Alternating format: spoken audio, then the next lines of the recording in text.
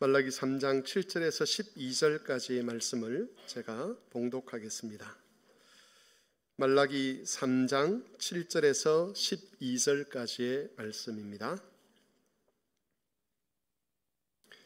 만군의 여호와가 이르노라. 너희 조상들의 날로부터 너희가 나의 규례를 떠나 지키지 아니하였도다.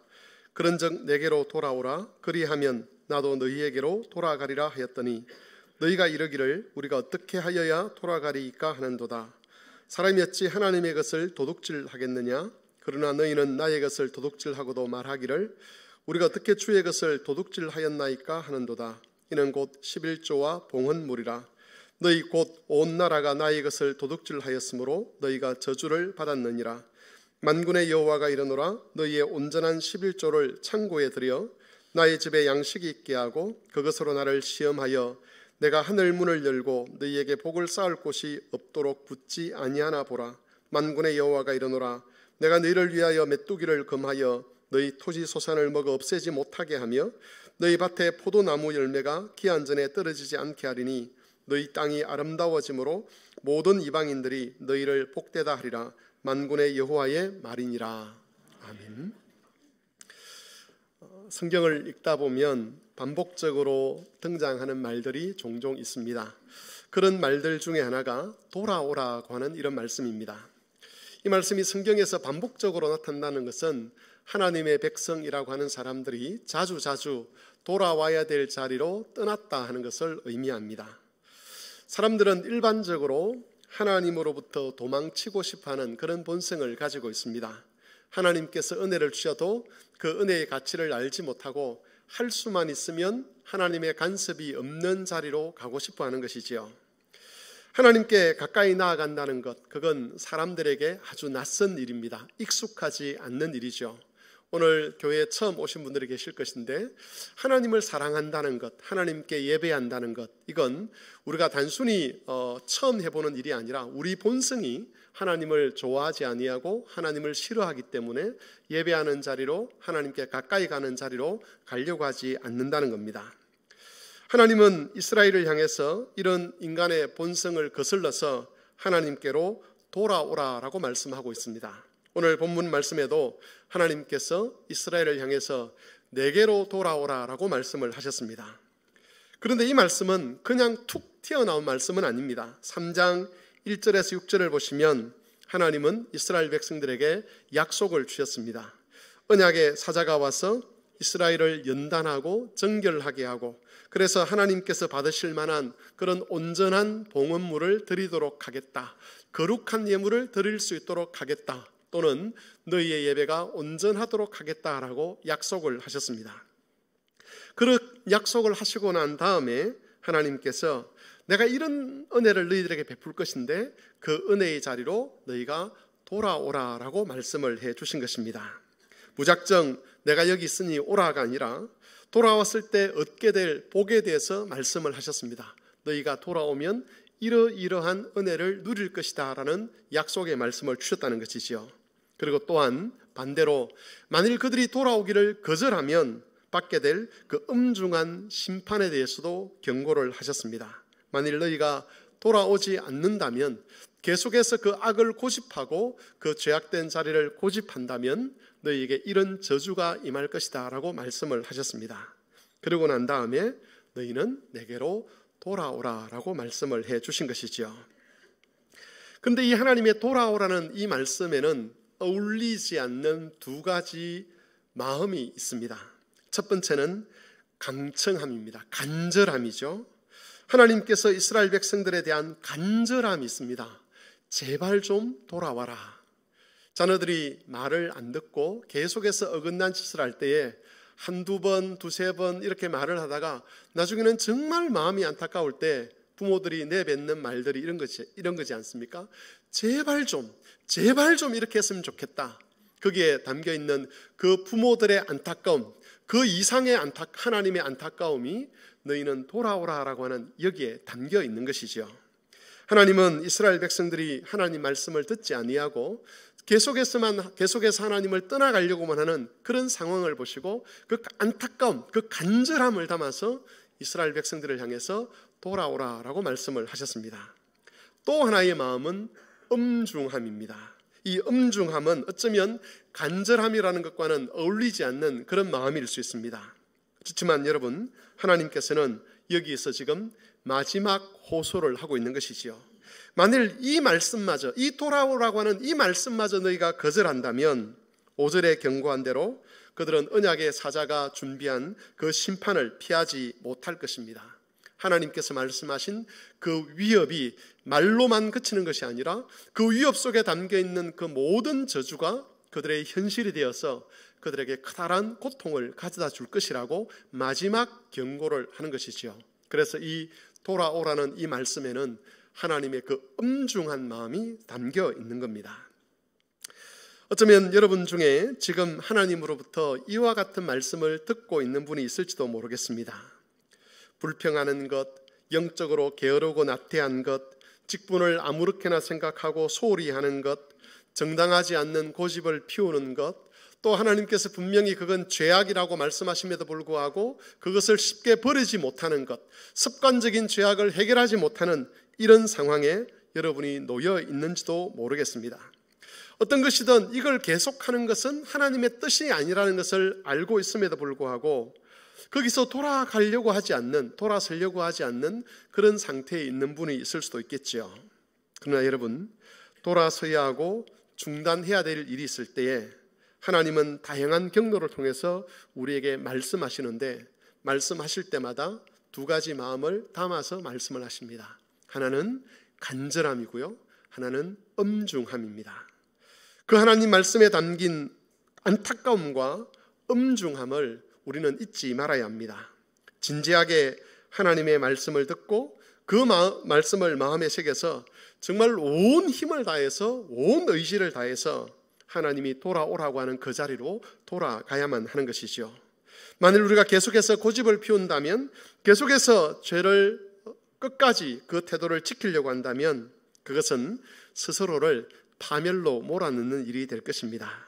그러므로 여러분 중에 지금 주님으로부터 이 돌아오라는 말씀을 듣고 있는 분이 계시다면 속히 돌아오셔서 하나님이 기뻐하시는 그 자리에 잘 머무르시고 그 자리를 잘 지켜갔으면 좋겠습니다.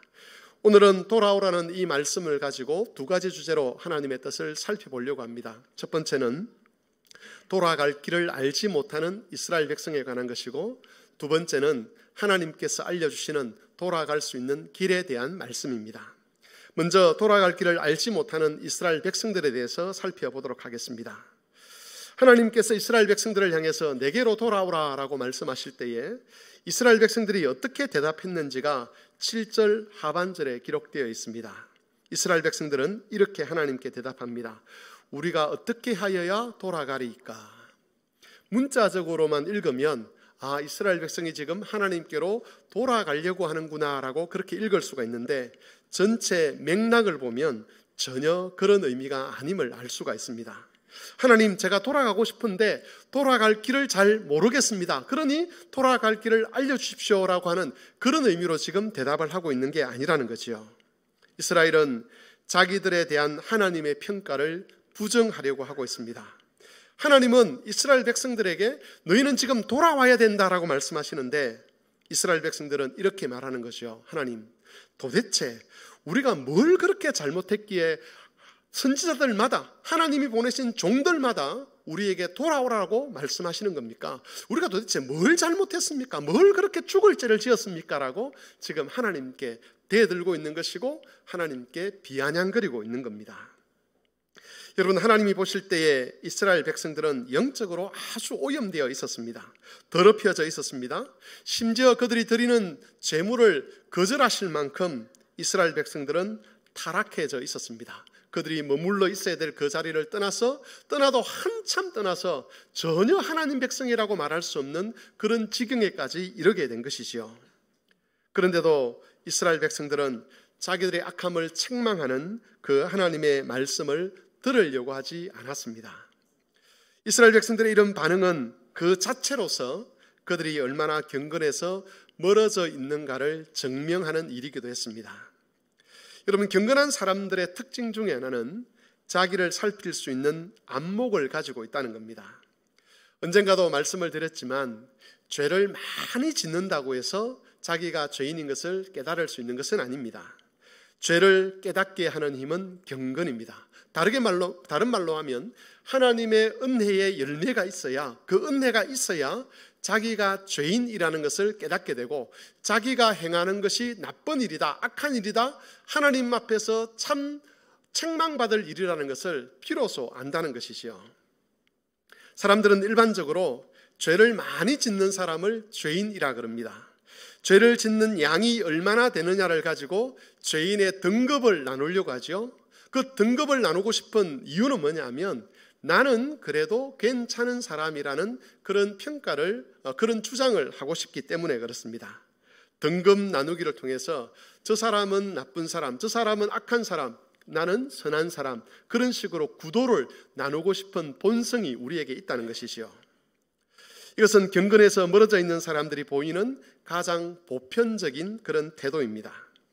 하지만 성경은 모든 사람을 가리켜 죄인이라고 증언을 합니다. 사람들이 하는 것처럼 죄인들의 등급 나누기를 성경은 부정한다는 것이죠. 모든 사람이 죄 중에서 잉태됩니다. 그리고 또한 죄 중에서 출생하고 죄의 열매를 맺으며 살아갑니다. 사람이라는 그 존재 자체가 하나님의 영광을 거부하는 존재이고 하나님을 대적하는 악의 덩어리라는 것이죠. 그래서 우리의 삶 전체가 사실은 하나님을 대적하고 있다라고 그렇게 성경은 가르쳐주고 있습니다. 그렇기 때문에 누군가가 우리를 향해서 당신도 죄인이다, 당신도 하나님 앞에서 멸망받을 죄인이라고 말할 때 경건한 사람이라면 어느 누구도 그것을 부인하려고 하지 않습니다. 하지만 성경이 증언하는 대로 자기의 죄인됨과 자기의 죄악들을 깨닫는 사람은 그렇게 많지 않습니다. 왜냐하면 이건 저절로 되는 일이 아니기 때문이지요. 사람이 똑똑하다고 해서, 사람이 착하다고 해서 이런 것을 깨달을 수 있는 것은 아니라는 겁니다. 이런 깨달음을 가능하게 하는 것은 경건함입니다. 하나님을 사랑하는 마음입니다. 하나님의 은혜가 그 사람 속에 충만할 때 나타나는 그 현상 중에 하나가, 열매 중에 하나가 뭐냐? 자기가 인간적으로 그 자기 존재 자체가 죄인이라는 것, 그리고 자기가 행하는 많은 일들이 악한 일이라는 것을 비로소 깨닫는다는 것이지요. 그러나 여러분, 이스라엘 백성들은 하나님께 변명했습니다. 하나님, 우리가 뭘 그렇게 잘못했습니까? 우리가 어떻게 돌아가야 됩니까? 라고 한 그것은 하나님의 평가가 잘못되었다는 것이죠. 우리는 경건한데 하나님께서 지금 우리의 상태를 잘 못 판단해가지고 지금 무리수를 띄우고 있는 겁니다 라고 하나님께 항변을 하는 겁니다. 하나님의 평가대로 이스라엘은 악했습니다. 만일 그들이 그 악함에서 돌아서지 않는다면 하나님의 심판은 너무나 자명한 것이었습니다. 그럼에도 이스라엘은 그 사실을 알지 못했습니다. 왜냐하면 그들에게는 자신들의 악함과 자신들의 타락함과 자신들의 그 죄악을 자각할 수 있는 능력이 없었기 때문입니다. 여러분, 교회의 긴 역사를 보면, 구약과 신약 교회를 통틀어서 이 교회 역사를 보면 이런 현상들은 언제 나타나느냐 하면 교회가 쇠퇴할 때에 나타나는 현상입니다. 그런데 한국 교회 안에서도 지금 이런 현상들이 나타나고 있습니다. 한국 교회 안에서 다양한 자성의 목소리들이 있지 않습니까? 교회가 바뀌지 않으면 안 된다. 교회가 세상으로부터 이렇게 욕을 먹어서는 안 된다. 교회는 회개를 해야 된다. 실제로 많은 그런 지도자들과 성도들이 모여서 하나님, 우리가 하나님 앞에 회개합니다, 우리를 용서하십시오라고 하는 그런 큰 목소리의 기도회도 있습니다. 그런데 문제는 정작 어떻게 돌아가야 하는지 모르고 있다는 거죠. 무슨 말씀이냐면 도대체 뭘 잘못했는지를 모르고 있다는 겁니다. 하나님, 잘못했습니다. 우리의 욕망의 덩어리인 우리를 용서하여 주십시오라고 그렇게 일반적인 말들은 하는데 그 욕망의 덩어리라고 하는 우리가 한 구체적인 악들이 무엇인가 하는 것에 대해서는 이야기할 게 없다는 거죠. 회개를 하려고 하는데 뭘 회개해야 될지 모른다는 겁니다. 교회들이, 한국 교회가 지금 그렇다는 것이죠.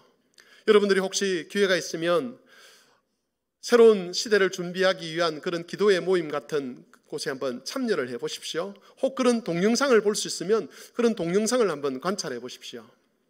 거기에 많은 회개의 이야기들이 있는데 근데 그 이야기들의 알맹이가 없습니다. 우리가 도대체 뭘 잘못했는지가 거기 나오지 않는다는 것이죠. 여러분, 그게 교회 전체적인 이 한국교회라고 하는 이 큰 공동체 안에서만 일어나는 현상이 아니라 우리 자신도 그런 경우들이 많지 않습니까?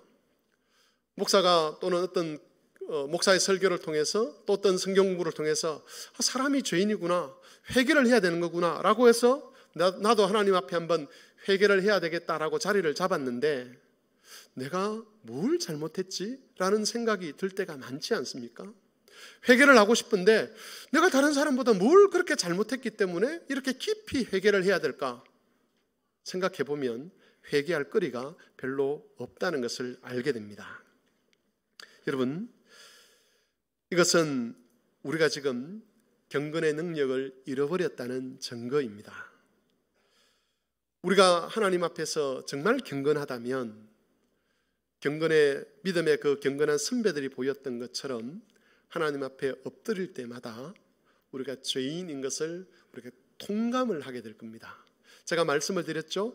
죄를 많이 지어서 죄인이 아니라 우리가 죄인으로 태어나고 죄인으로 살아가는 이것, 하나님의 은혜를 많이 받았음에도 불구하고 그 복을 누리고 있음에도 불구하고 여전히 하나님 앞에서 탈출하고 싶어하는 이 악한 본성 때문에 그 본성이 얼마나 악하며 그것이 얼마나 하나님의 영광과 맞지 않는 것인가를 알기 때문에 정말 처절하게 애통하는 마음으로 하나님 앞에 회개한다는 것이지요. 근데 그런 회개가 없다는 것, 떠올려 보는데 한두 마디 하고 나면 회개할 거리가 없다는 것, 그건 우리가 영적으로 무디어져 있다는 증거입니다. 사실 여러분 그렇지 않습니까? 우리 가정에 문제가 있습니다. 우리 교회에 문제가 있습니다. 한국 교회에 문제가 있습니다. 이걸 해결해야 되는데 우리 안에는 이 문제를 해결할 만한 능력이 없습니다. 어디로 가야 될지를 모릅니다. 그럴 때 해야 될 게 뭐가 있겠습니까? 하나님의 긍휼과 자비를 구하는 것이죠. 이스라엘 백성은 내게로 돌아오라고 하는 그 하나님 말씀 앞에 불평과 원망과 비아냥거림을 섞어서 하나님께 이렇게 말했습니다. 하나님, 우리가 어떻게 하면 돌아갈 수 있겠습니까? 근데 여러분, 우리는 겸손하게 비아냥거림과 불평과 원망을 담는 것이 아니라 겸손하게 애통함과 통회하는 마음과 겸손한 마음과 간절한 마음을 담아서 하나님께 여쭈어야 합니다. 하나님, 정말 어떻게 돌아가야 합니까? 상황이 이렇는데, 바로 이런 상황에 제가 내몰려 있는데 하나님, 어떻게 하면 하나님께로 돌아갈 수 있겠습니까? 저도 그렇고 이 한국 교회도 그렇고 돌아가야 되는 것은 맞는 것 같은데 하나님, 길을 알려주십시오라고 우리가 하나님 앞에 정말 겸손하게 엎드려야 한다는 것이죠. 하나님께서 깨우쳐 주시지 않는 이상 우리가 찾을 수 있는 길은 없습니다. 하나님께서 알려주시지 않으면 우리가 돌아갈 길도 모른다는 것이죠. 그러므로 성도 여러분, 하나님이 약속하신 복된 은혜를 누리기 위하여, 하나님께서 언약의 사자를 통해서 약속하신 그 복된 은혜를 누리기 위하여 우리는 하나님께 간구해야 합니다. 하나님, 돌아갈 길을 알려주십시오. 우리가 모르겠으니 하나님께서 저와 우리 가정과 우리 교회가 돌아갈 길을 알려주셔서 저희로 하여금 하나님이 말씀하신 그 자리에 이르게 해 주십시오라고 기도해야 하는 것입니다. 우리가 두 번째로 살펴볼 것은 하나님께로 돌아가는 방법입니다. 우리가 어떻게 하여야 돌아가리까라고 하는 이 이스라엘 백성에 대한 하나님의 대답은 너희가 11조를 하지 않았다, 그렇게 말씀을 하셨습니다. 말라기 3장 7절에서 8절까지 말씀을 7절에서 10절까지 말씀을 같이 한번 읽어보도록 하겠습니다. 말라기 3장 7절에서 10절까지 말씀, 우리 성경을 보시면서 다 같이 합독을 하겠습니다. 만군의 여호와가 이르노라, 너희 조상들의 날로부터 너희가 나의 규례를 떠나 지키지 아니하였도다. 그런즉 내게로 돌아오라, 그리하면 나도 너희에게로 돌아가리라 하였더니 너희가 이르기를 우리가 어떻게 하여야 돌아가리까 하는도다. 사람이 어찌 하나님의 것을 도둑질하겠느냐?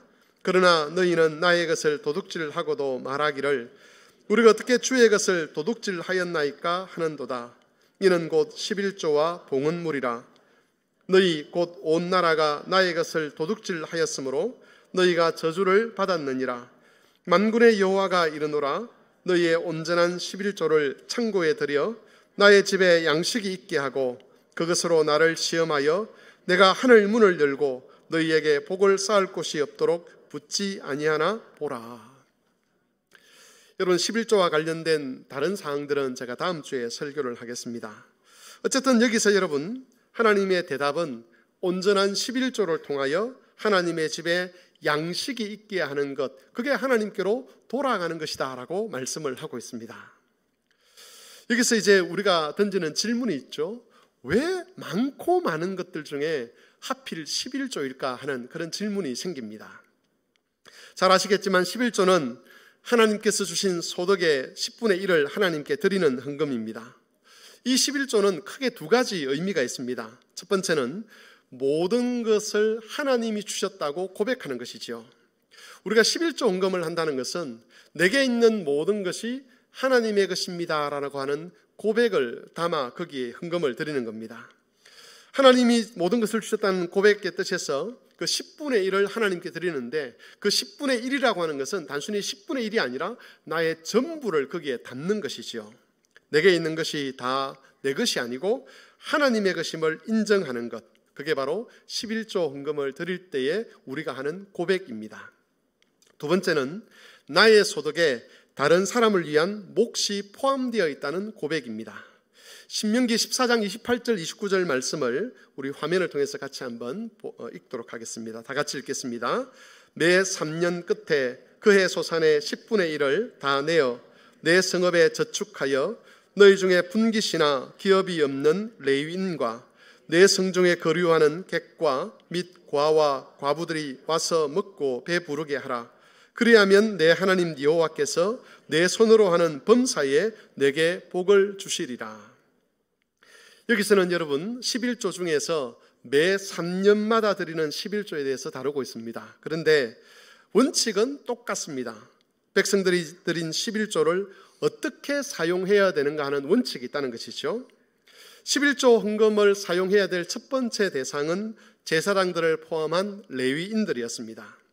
제사장들과 레위인들은 자신들의 생계를 이어갈 기업을 가나안 땅에서 받지 않았습니다. 그들은 성전을 섬기고 제사를 집례해야 되기 때문에, 이스라엘 백성들의 신앙을 위해서 봉사해야 됐기 때문에 자신들의 생계를 위한 활동을 할 수가 없었습니다. 그래서 이스라엘 백성들이 드리는 그 11조 헌금으로 이 사람들의 생계를 이어가게 한 것이지요. 또한 11조는 나그네와 고아와 과부들을 위해서 사용해야 했습니다. 이 사람들은 고대 사회에서 가장 약하고 소외받는 사람들이었습니다.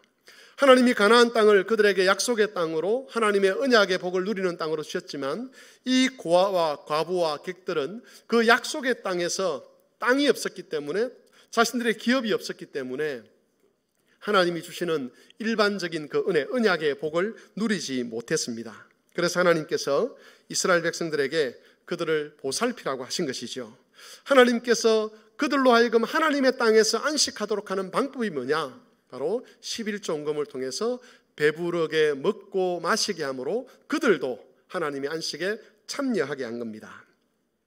여러분, 이 가르침을 정리를 해보면 하나님께서 각 사람에게 소득을 주실 때에 그 소득 중에는 레위인의 몫도 있고 객의 몫도 있고 고아의 몫도 있고 과부의 몫도 있다는 겁니다. 하나님께서 나그네에게 직접 주시는 것이 아니라 이스라엘 백성들의 소득 속에 그 나그네의 몫을 담아서 주시도록 하셨습니다. 또한 고아들을 위한 몫도 하나님이 직접 고아들에게 주시는 것이 아니라, 과부들을 위한 몫도 직접 주시는 것이 아니라, 이스라엘 백성들의 소득 속에 고아의 몫도 과부의 몫도 담아서 이스라엘 백성들로 하여금 마치 그들이 하나님인 것처럼 고아와 객과 과부들에게 나누어 주도록 하신 것이지요. 그런데 여러분, 만일 이스라엘 백성들이 자기의 욕심 때문에 이 11조를 드리지 않는다면, 또 그것으로 레위인과 객과 고아와 과부의 삶을 책임지고 돌아보지 않는다면, 자기 것이 아닌 하나님께서 고아와 객과 과부와 레인들에게 주시고자 하는 그 하나님의 몫을 도둑질하는 것과 다름이 없었다는 것이죠. 그들의 것이 원래부터 아니었습니다. 그들 손에 주어졌지만 원래부터 그들의 것이 아니었는데, 그들의 몫이 아니었는데 자기 속에 넣어버림으로 말미암아서, 자기 손을 닫아버림으로 말미암아서 고아의 몫도, 과부의 몫도, 나그네의 몫도, 제사장들의 몫도 이 사람들이 다 훔쳐갔다고 그렇게 말씀하고 있는 겁니다. 앞에서 하나님께로 돌아가는 길이 왜 하필 11조인가 하는 그런 질문을 했습니다. 하나님은 이스라엘 백성들로 하여금 자신들의 악함을 깨닫도록 하기 위해서 그들이 가장 예민하게 생각하는 그 재정적인 부분, 그 물질적인 부분을 다루고 있습니다. 그러면서 그 한 예로 11조를 들어서 그들의 악함의 한 형태를 지금 고발하고 있는 것이지요. 11조에 대한 태도 속에 그들의 악함의 핵심이 다 포함되어 있다는 겁니다. 이스라엘 백성들에게는 하나님 사랑하는 마음도 없고 이웃 사랑하는 마음도 없고, 하나님의 백성으로서, 특별히 제사장 나라로서 그 하나님의 은혜의 풍성함을 세상에 나누어 줄 마음도 없다는 겁니다.